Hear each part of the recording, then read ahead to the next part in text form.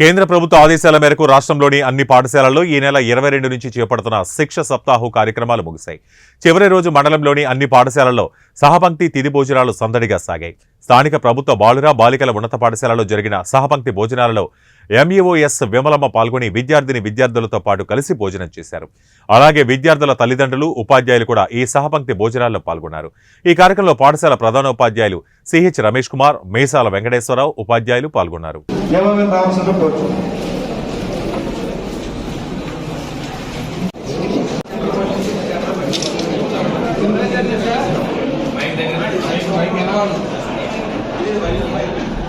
మీరు సమాధానం చెప్పండి.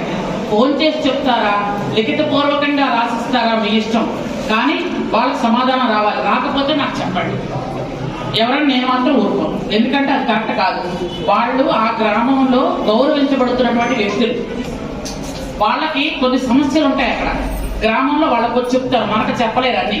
వాళ్ళకి చెప్పినవి వాళ్ళు ఇక్కడ తీసుకొచ్చి 2 నెలలకో 3 నెలలకో ఈ మీటింగ్ లో వాళ్ళు ఇక్కడ చెప్తారు. చెప్పేటప్పుడు ఆవిడ మీరు నోట్ చేసుకోకపోతే ఎలాగా?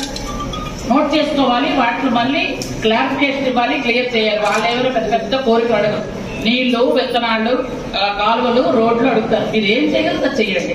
మీరు రోడ్లకి పెట్టేటప్పుడు వాళ్ళు మీకు ఇస్తే మీకు, మాకిస్తే మీకు ఇచ్చారనుకోండి, మాకు ఇవ్వండి, నష్టమేం లేదు. అంతే తప్పగానే ఇగ్నోర్ మాత్రం చేయకండి. కొని వాళ్ళకి సమాధానం చెప్పే తీరాలి. మళ్ళీ మీరు పలానా ప్రశ్న అడిగారు, మేము చేయగలిగాం లేదా చేయలేకపోయాం, లేదంటే ఈ ఆటంకాలు ఉన్నాయని వాళ్ళకి చెప్పండి.